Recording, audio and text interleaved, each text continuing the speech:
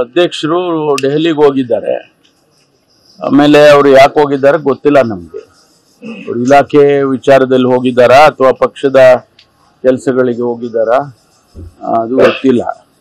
ಮತ್ತು ಮುಖ್ಯಮಂತ್ರಿಗಳು ಇವತ್ತು ಹೋಗ್ತಾ ಇದ್ದಾರೆ ಅಂತ ಹೇಳಿ ಕೇಳಿದ್ದೇನೆ. ಯಾಕೆಂದ್ರೆ ನಾಳೆ ಕಾಂಗ್ರೆಸ್ ವರ್ಕಿಂಗ್ ಕಮಿಟಿ ಸಭೆ ಇದೆ.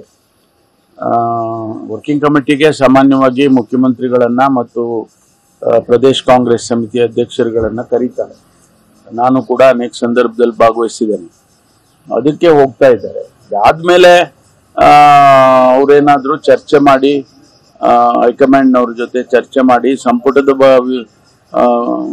ರಿಷಫಲ್ ಬಗ್ಗೆ ಪುನರ್ರಚನೆ ಬಗ್ಗೆ ಏನಾದ್ರು ಮಾತಾಡ್ತಾರೆ ಗೊತ್ತಿಲ್ಲ. ಅದ್ರ ಜೊತೆಗೆ ಪ್ರದೇಶ್ ಕಾಂಗ್ರೆಸ್ ಸಮಿತಿ ಅಧ್ಯಕ್ಷರನ್ನು ಕೂಡ ಬದಲಾಯಿಸಬೇಕು ಅನ್ನೋದೊಂದು ಕೂಗು ಅಲ್ಲಲ್ಲೇ ಮಾತಾಡೋದನ್ನ ಕೂಡ ನಾವು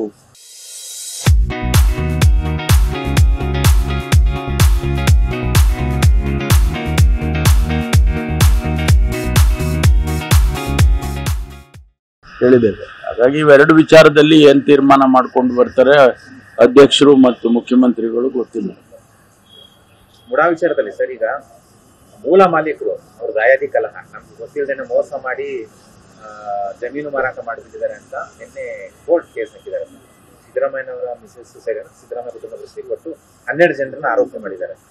ಮೂಲ ಮಾಲೀಕರು ಅವ್ರ ದಾಯಾದಿ ಕಲಹ ನಮ್ಗೆ ಗೊತ್ತಿಲ್ಲದೇನೆ ಅವ್ರ ಮೈಲಾರೆ ಅಂತ ಅವರ ಅಣ್ಣ ಯಾರು ಜಮೀನು ಮಾಡಿದ್ದಾರೆ ಮುಖ್ಯಮಂತ್ರಿ ಅವ್ರ ಅಣ್ಣನ ಮಕ್ಕಳು ಕೇಸ್ ಹಾಕಿರೋದು.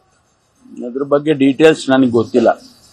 ಅದು ಈಗ ತನಿಖೆ ಲೋಕಾಯುಕ್ತದಲ್ಲಿ ತನಿಖೆ ನಡೀತಾ ಇದೆಯಲ್ಲ, ಬಹುಶಃ ಅದನ್ನು ಏನಾದರೂ ಕೂಡ ಅವರು ಗಮನಿಸ್ತಾರೆ ಅಂತ ಅನ್ಕೊಳ್ತೀನಿ ನಾನು.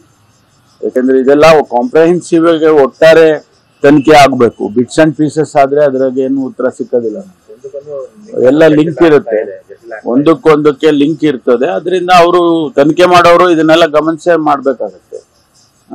ಲೋಕಾಯುಕ್ತದವರು ಅದನ್ನ ಗಮನಿಸ್ತಾರೆ ಅಂತ ಅನ್ಕೊಳ್ತೇನೆ.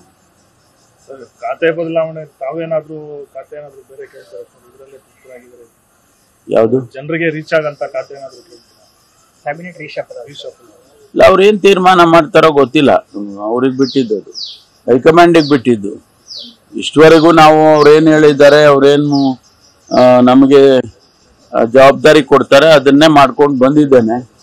ಅವ್ರೇನ್ ಜವಾಬ್ದಾರಿ ಕೊಟ್ಟರು ಕೂಡ ಮಾಡೋದಕ್ಕೆ ನಾನು ತಯಾರಿರ್ತೇನೆ. ಯಾವಾಗ್ಲೂ ಕೂಡ ಪಕ್ಷದ ವಿಚಾರದಲ್ಲಿ ಪಕ್ಷ ಏನ್ ಸೂಚನೆ ಕೊಟ್ಟಿದ್ದೆ ಅದನ್ನೆಲ್ಲ 35 ವರ್ಷದಿಂದ ಸತತವಾಗಿ ಮಾಡ್ಕೊಂಡೇ ಬಂದಿದ್ದೇನೆ. ನಾನು ಪ್ರಥಮವಾಗಿ 87ರಲ್ಲಿ ಜಾಯಿಂಟ್ ಸೆಕ್ರೆಟರಿ ಆಗಿ ನನಗೆ ಅಪಾಯಿಂಟ್ಮೆಂಟ್ ಇದೆ. 87-88ರಲ್ಲಿ ಅಲ್ಲಿಂದನೂ ಕೂಡ ಪಕ್ಷದ ಕೆಲಸ ಮಾಡ್ಕೊಂಡು ಬಂದಿದ್ದೇನೆ. ಸರ್ಕಾರದಲ್ಲಿ ಕೊಟ್ಟ ಜವಾಬ್ದಾರಿನೂ ಮಾಡ್ಕೊಂಡು ಬಂದಿದ್ದೇನೆ. ಅದು ಯಾವ ತೀರ್ಮಾನ ಅವ್ರಿಗೆ ಬಿಟ್ಟಿದ್ದು.